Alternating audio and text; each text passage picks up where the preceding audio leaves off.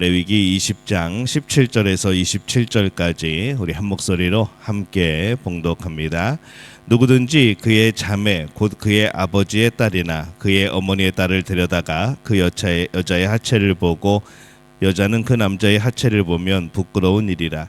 그들의 민족 앞에서 그들이 끊어질지니 그가 자기 자매의 하체를 범하였은즉 그가 그의 죄를 담당하리라.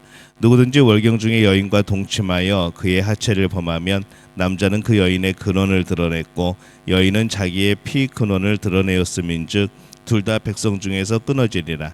내 이모나 고모의 하체를 범하지 말지니 이는 살부치의 하체인즉 그들이 그들의 죄를 담당하리라. 누구든지 그의 숙모와 동침하면 그의 숙부의 하체를 범함이니 그들은 그들의 죄를 담당하여 자식이 없이 죽으리라. 누구든지 그 형제의 아내를 데리고 살면 더러운 일이라. 그가 그의 형제의 하체를 범함이니 그들에게 자식이 없으리라.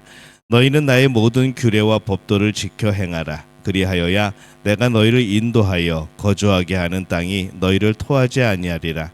너희는 내가 너희 앞에서 쫓아내는 족속의 풍속을 따르지 말라.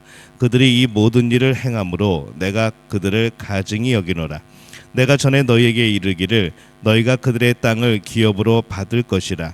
내가 그 땅 곧 젖과 꿀이 흐르는 땅을 너희에게 주어 유업을 삼게 하리라 하였노라. 나는 너희를 만민 중에서 구별한 너희의 하나님 여호와이니라. 너희는 짐승이 정하고 부정함과 새가 정하고 부정함을 구별하고 내가 너희를 위하여 부정한 것으로 구별한 짐승이나 새나 땅에 기는 것들로 너희 몸을 더럽히지 말라. 너희는 나에게 거룩할지어다. 이는 나 여호와가 거룩하고 내가 또 너희를 나의 소유로 삼으려고 너희를 만민 중에서 구별하였음이니라. 남자나 여자가 접신하거나 박수무당이 되거든 반드시 죽일지니 곧 돌로 그를 치라. 그들의 피가 자기들에게로 돌아가리라. 아멘. 할렐루야. 하나님의 은혜가 오늘 새벽에 하루의 첫 시간을 주 앞에 드리는 우리 믿음의 가족들에게 함께 하시기를 예수님의 이름으로 축원합니다. 오늘 말씀은 20장에서 말씀하는 이 강한 처벌 규정을 가져야 하는 그런 이유에 대해서 말씀을 합니다. 24절에 보면은 내가 전에 너희에게 이르기를 너희가 그들의 땅을 기업으로 받을 것이라. 내가 그 땅 곧 젖과 꿀이 흐르는 땅을 너희에게 주어 유업을 삼게 하리라 하였노라. 나는 너희를 만민 중에서 구별한 너희의 하나님 여호와이니라. 이렇게 말씀을 합니다. 우리는 하나님의 백성이죠. 하나님은 사람들을 그의 백성으로 삼으시기 위하여서 많은 일들을 행하십니다. 오늘날 우리가 믿음으로 이 믿음의 백성이 되기까지 과연 어떠한 일이 있었는가?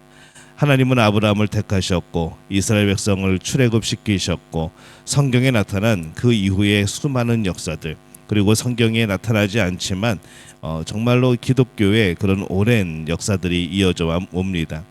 그리고 오늘날 이 땅에 우리들이 믿음을 갖기 위해서 우리 한국 사회에서도 은혜로 가득한 역사들이 있습니다. 그리고 오늘 믿음을 가지고 있는 우리 한 사람을 위해서도 하나님께서 정말 셀 수 없는 수많은 은혜의 역사로 우리를 인도하신 겁니다. 그렇게 해서 우리는 하나님의 백성이 된 것이죠. 그냥 어느 날 갑자기 대책 없이 그냥 뚱딴지같이 그냥 하나님의 자녀가 된 것이 아닙니다. 너희를 만민 중에서 구별한 너희의 하나님 여호와이니라. 이 말씀처럼 이제 우리는 하나님의 백성이 되었습니다. 이 세상과 구별된 하나님의 백성인 것이죠. 국민이 된다는 것은 그 법을 가진다는 것을 의미하기도 합니다. 우리가 하나님의 백성인 것을 알 수 있는 것은 거꾸로 우리가 생각하면은 곧 하나님의 법을 더 얼마나 분명하게 지키는가 여기에 이제 그 길이 있고 백성인 것을 알 수 있는 방법이 있는 것이죠. 이 거룩하신 하나님께서 사람들을 그의 백성으로 삼으시기를 원하십니다.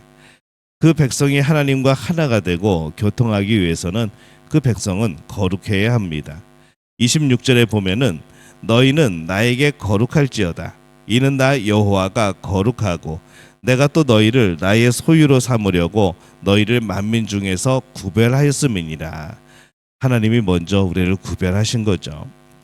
나의 소유 이것을 직역을 하면은 나를 향한 존재 이제 그런 뜻입니다. 그래서 너희는 나에게 거룩할지어다. 이는 나 여호와가 거룩하고 또 내가 또 너희를 나의 소유 삼으려고 나를 향한 존재로 만들기 위하여서 너희를 만민 중에서 구별하였음이니라. 이렇게 이제 해석이 되는 거죠.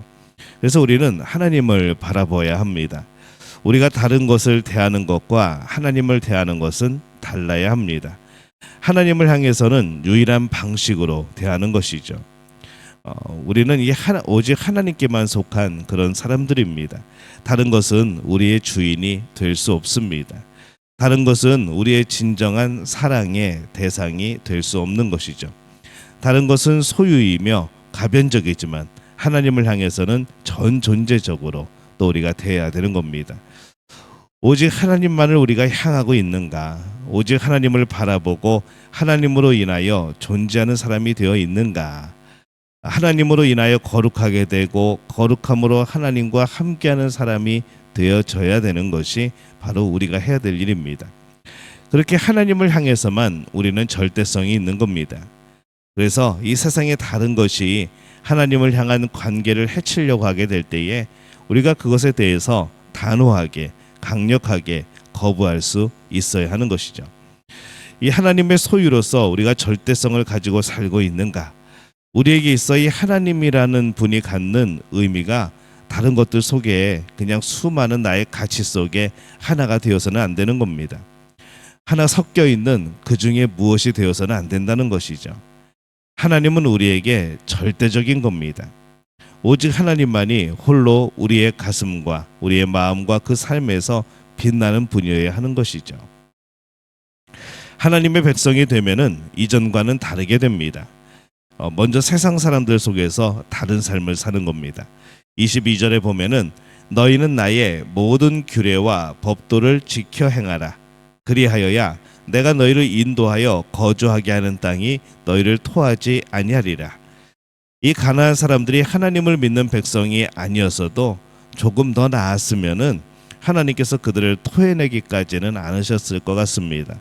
근데 그들은 하나님께서 사람을 창조하시고 모든 사람에게 당연하게 주신 그런 일반 계시의 측면에서도 이 토해낼 수밖에 없는 그런 사람들이었던 것이죠. 그래서 그들은 가나안에서 죽임을 당하고 쫓겨날 수밖에 없었습니다.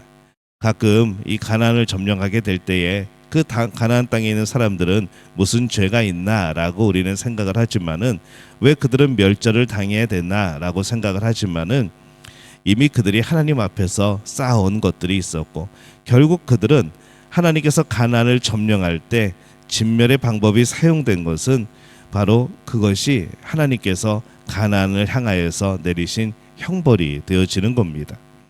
하나님의 백성이라면 일반 사회적인 면에서도 구별됨이 있어야 합니다. 곧 양심이나 일반 도덕과 같은 측면에서도 세상과 구별이 되어야 되는 것이죠. 하나님의 백성이 일반 도덕에 있어서 세상 사람들보다 더 못하다면 하나님의 이름과 신앙인의 이름이 참 부끄럽게 되어지는 겁니다. 하나님을 믿는다 하면서 이 세상의 그런 법들을 어기고 이 세상의 그런 규칙들을 어기고 살아간다고 그러면은 이게 하나님 앞에서도 부끄러운 것이죠. 왜냐하면 우리를 통하여서 세상은 하나님을 봅니다. 우리를 통하여서 예수 그리스도의 사랑을 보는 것이죠.